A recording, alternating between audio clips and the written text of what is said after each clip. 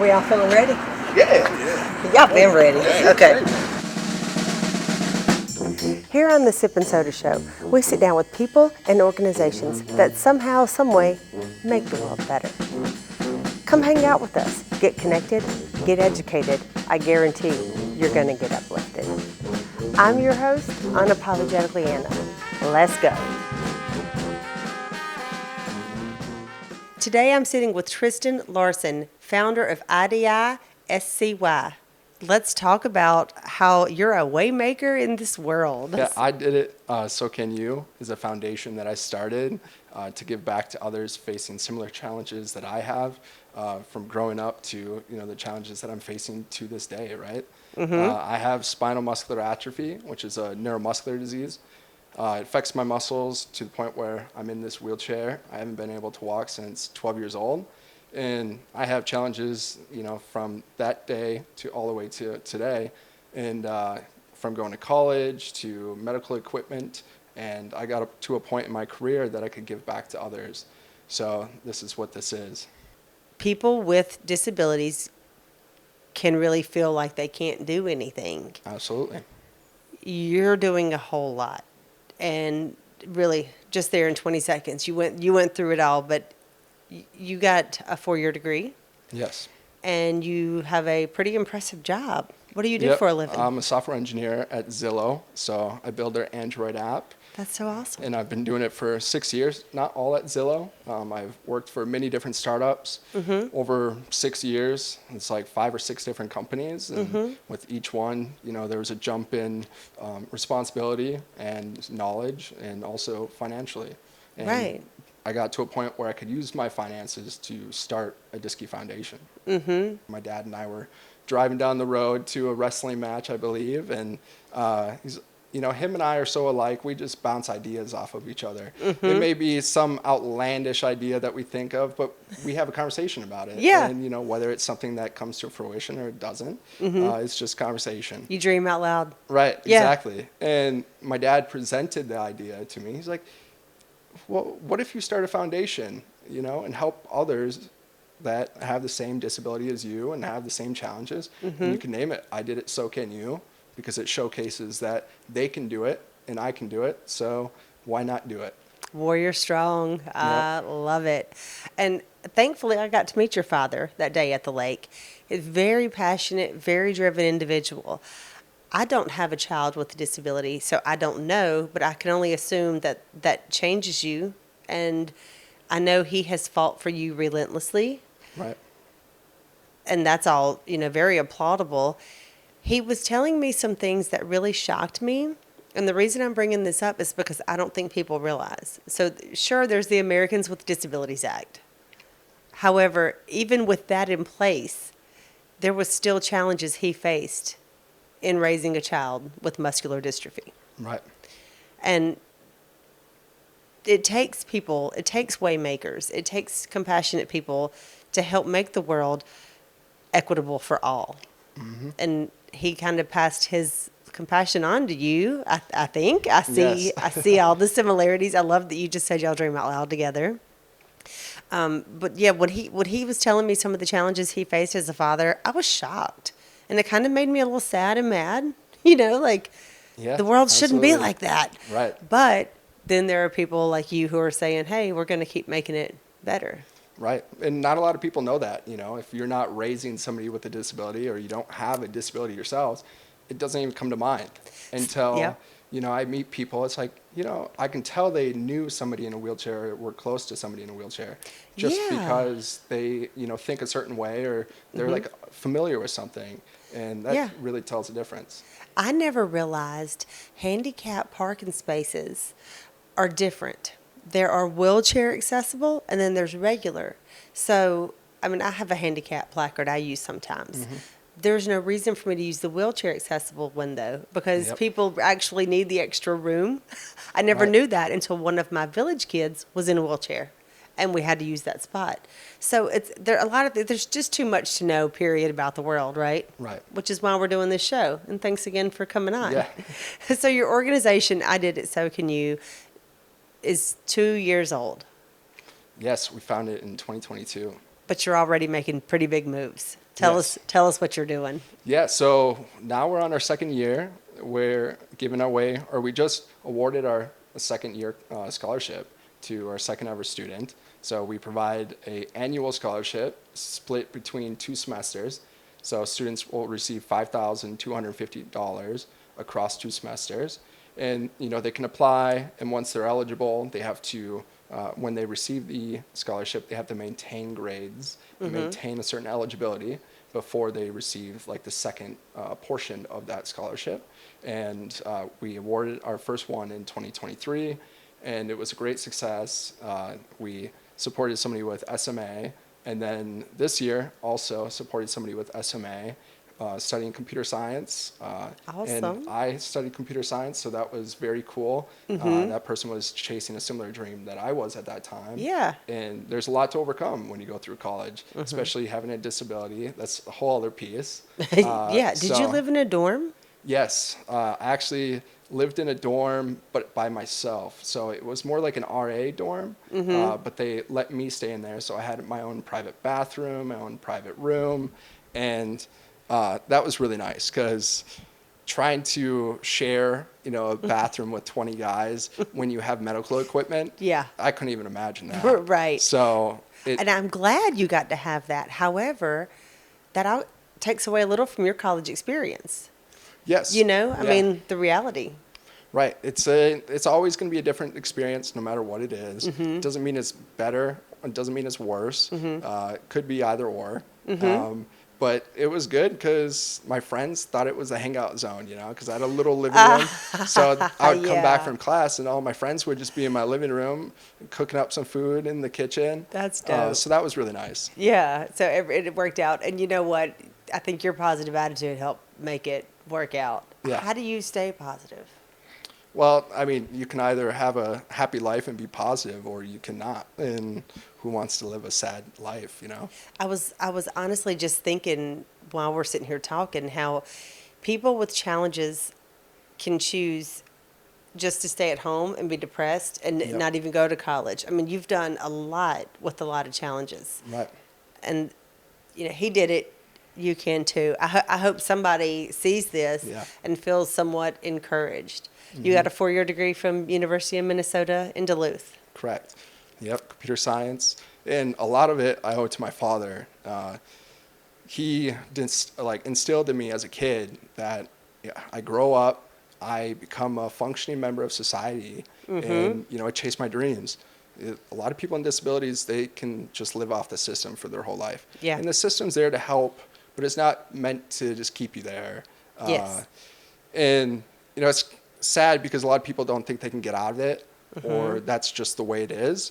But you have a decision every day of your life, right? And Yep. luckily, my father instilled in me to not do that, because I could have easily done that. But looking back, I wouldn't change my life for anything. So I'm so glad it's I a hard met work, you. but you get to it. Yeah, this is, I'm feeling inspired.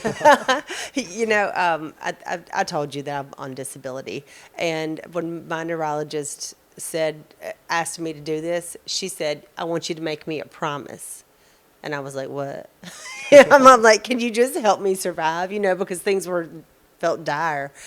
She said, people who get on disability tend to not get off. They become overweight and they become depressed. Promise me right now you won't do that. And I was like, I want to sit at home and eat and be sad. Right. But It's yes, easy. but yes, ma'am. Yeah, and there's always going to be days like that, but doesn't mean your life has to be like that. Right. And that's why I'm doing, what I do. And then I get to meet other people who are doing similar things. And hopefully somebody out there will do something similar, right? Well, thankful to all of our supporters, we're able to launch the Medical Equipment Fund, which was phase 2 of our organization. We really just wanted to get started with scholarships because it's this easy way in. It's a very simple process, but medical equipment's a little bit more complicated and it's expensive. Very. And you want to make sure that you give these pieces of equipment to people who really need it, financially and, physically. So we were able to receive enough funds to launch this new program. So this year, we're accepting applications, and we provide $2,000. It could be spread across multiple people, depends on, the applications. It could be spread across one person. But, it's for things like wheelchairs, manual wheelchairs, Hoyer lifts, shower chairs, respiratory equipment, because a lot of people with neuromuscular diseases also have respiratory issues. So, and that's not the extent of it. If somebody else has adaptive equipment they may need on a daily basis, then, they can ask for it. Yeah. And this equipment helps people with the basic functions of daily activity. Correct. The very basic things that Yes. you need. Whether a shower is kind of a big deal, and most people take it for granted. Right, and that's the key piece, right? It's Yeah. the minimum basic care that a person needs. And without it, they can't. How can somebody go to a job if they can't, have the equipment to take a shower Yep. or to even drive their wheelchair? Their wheelchairs break. My wheelchair has broken many times, and I've been stranded in weird places, and friends and family have helped me. And it takes a long time to get new equipment when you do Yeah. have the insurance and the finances to do that. But, if you don't have these things, then how can you be successful? Yeah. So you're helping people with dignity, with confidence, and and everyday activities. I want to clarify a little about muscular dystrophy. When we opened, you shared your diagnosis. The general broad term that we use, it tends to be muscular dystrophy, but that covers a lot of. Yes. So Diagnosis. muscular dystrophy is the best way I explain it is it's an umbrella. It's one big term that has a lot of diagnoses below it. And it could be something so severe like Duchenne muscular dystrophy, which is a life, like death sentence at like 40 years old. And there's nothing you can do about it. And then there's ones that aren't as bad. I mean, they have their own problems, but may not end in death, unfortunately.